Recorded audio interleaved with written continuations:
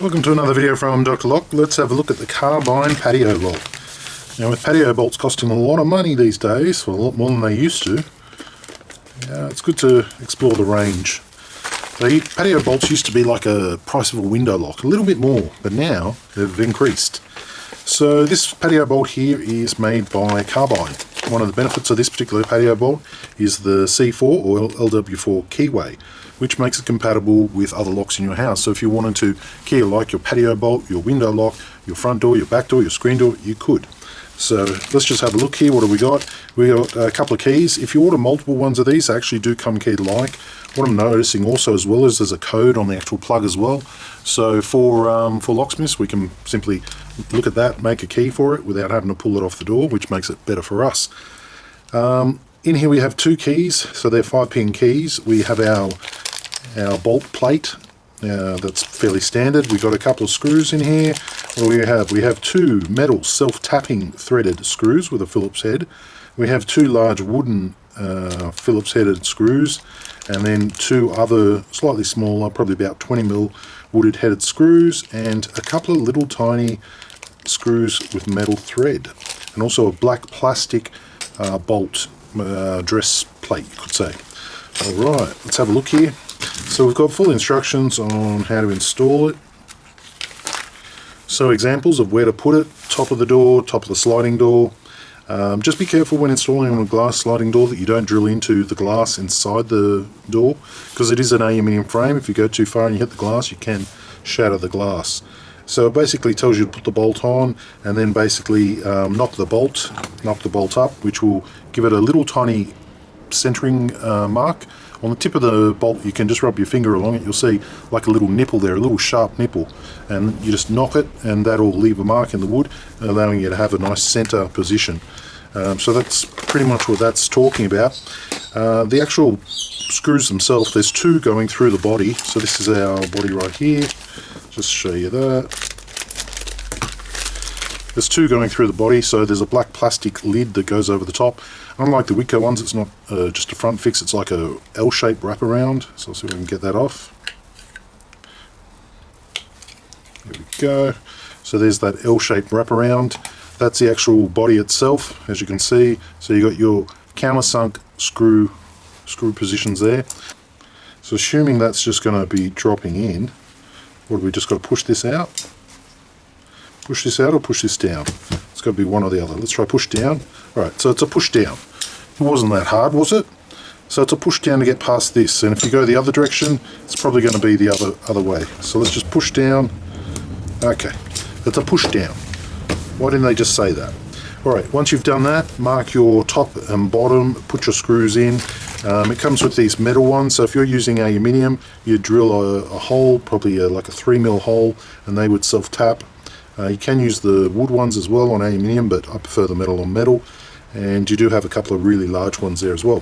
So once you've done that, come through with that. It's got the backing plate as well if you need it. Backing plate does allow the keyway to get extra room, so let me demonstrate that. This is a 6-pin key, and as you can see, it comes all the way through.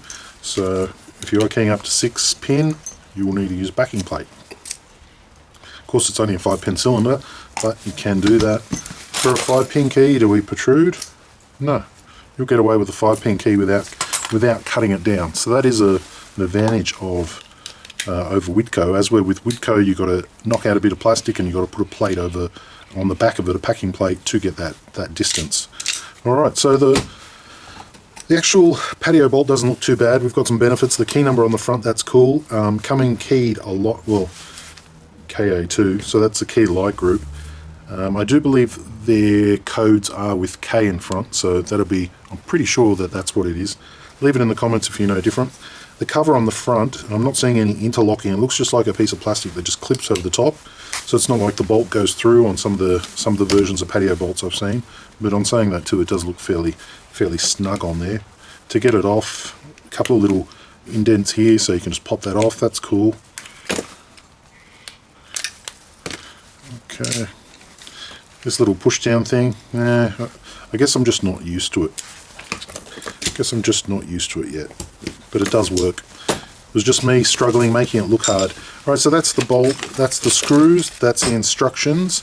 All of it's there. Generally speaking, you've got a die cast body which is powder coated, so it's everything as standard really. Same as what you'd get from a lot of the other patio bolts. The plastic cover, once again standard, is what you get off the other patio bolts. Plastic packer is once again standard. Everything's pretty much standard, just different shape. This is called the C500 Patio bolt. I mean, the key alike part is good. You know, I can't see any real difference between this and any other patio bolt, such as our Widco. Well, Widco would be the biggest one. I really can't see too much difference. So hopefully the price is the difference, and then that'll definitely make it more appealing and attractive. But everything else is just the same. So there is a version bigger and better than the C500, but yeah, no, this one seems okay. I'm also noticing here there's different, like, looks like size bolts, but this one only comes with one bolt.